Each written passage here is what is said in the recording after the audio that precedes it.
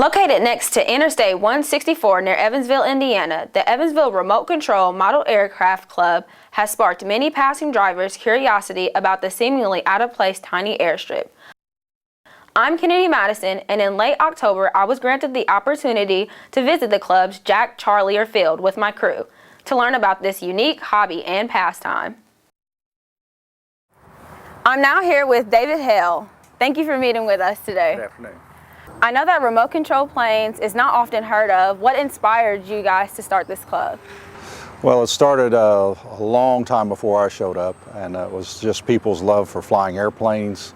It actually started years ago with what's called control line, and grew from that as technology improved. The types of airplanes we fly are improving. Not so much our abilities, but the planes. It's my understanding that anyone can come out here and try to fly these aircrafts. Can you tell me a little bit more about that?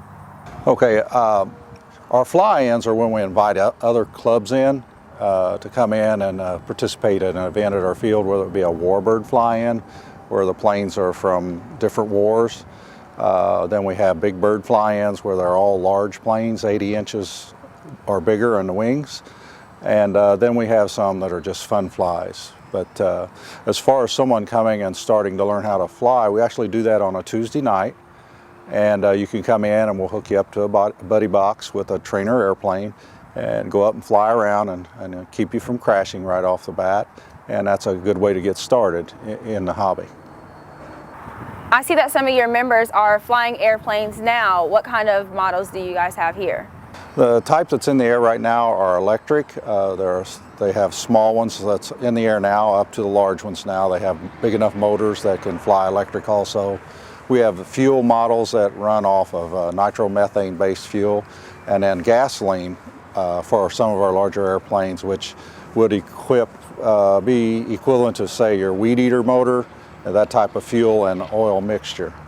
How big of an area do you guys have to fly these airplanes? Well, we have a concrete runway of 500 feet, and we have 600 feet of grass right next to it. And we're based on 12 acres, but since we're in farmland, the farmers don't care, and we overfly their property and have a really good time out here. Since you guys are in the airspace and there are planes going through Evansville all of the time, is there any rules that you guys have to abide by? Number one is the FAA rule, where we're to stay below 400 feet, and also AMA, which is our governing body, abides by that rule also, is 400 feet and below. And of course, if we have some that fly over, since we are probably 3 miles from the airport, we make sure we stay down below when they're coming over, in case they would miss the mark and be lower than the 400 feet. The planes you have here look pretty neat. If I were to want to get one, would I have to have certain training or a license to do that? Well, the best thing to do would be get some training, because if you take one out of the box and try to fly it yourself, probably it's going to not end up very well, and you probably won't want to be in the hobby very long. But we have a Tuesday night that you can come out and we will train you and to keep you from crashing your plane right away. And that's a better way to do it. As far as a license, the closest thing to that is what's called an AMA card, which proves you have insurance. And the only really restrictions is if you get over 55 pounds, you have to be judged by a contest director, 2 different contest directors, in order to be able to fly something that large around other people. So the plane that we're currently looking at fly, how much would it cost to get into this? That particular plane that's up there now would be $200 or $300. You can start as low as $100 for an airplane. Like anything else that you get involved in, your radios you can upgrade. They'll start out at a lower price and get more expensive. Your larger planes become more expensive because your motors are larger and your control surfaces have to be controlled by heavier servos. So it's about like any sport. You can start out at $100 and work your way up. We only ask that here, for insurance purposes and AMA regulations, that's I think around $58, but if you are under the age of 18, it's much less. And then we have dues out here for $50 a year, which is like one time to the golf course. So it's a very reasonable hobby when you get into it, and you can make it what you want. My name's Mike Fuller. I've been flying since I was 12 years old in the 70s, and so we're fourth generation flyers here. I don't know, it's kind of an addiction. All these years it's always been my hobby. I got grandkids now, they enjoy it.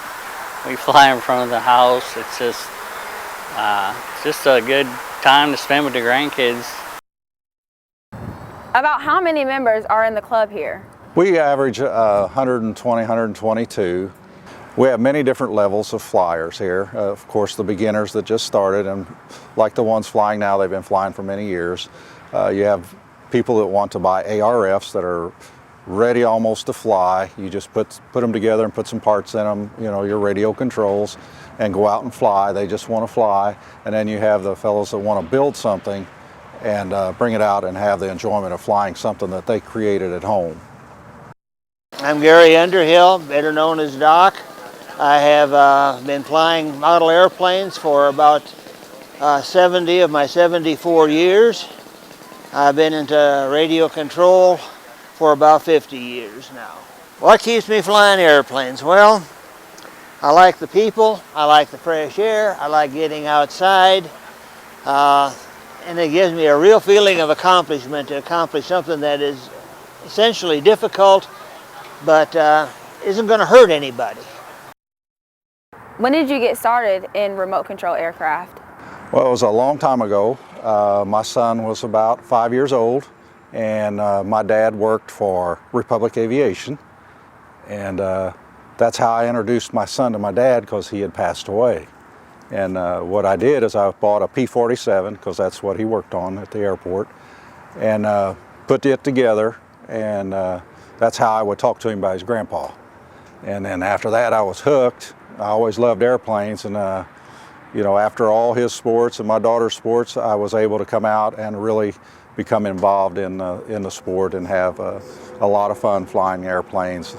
The camaraderie and friends that are out here just make it great. Here at the Evansville Remote Control Model Aircraft Club, I'm Kennedy Madison.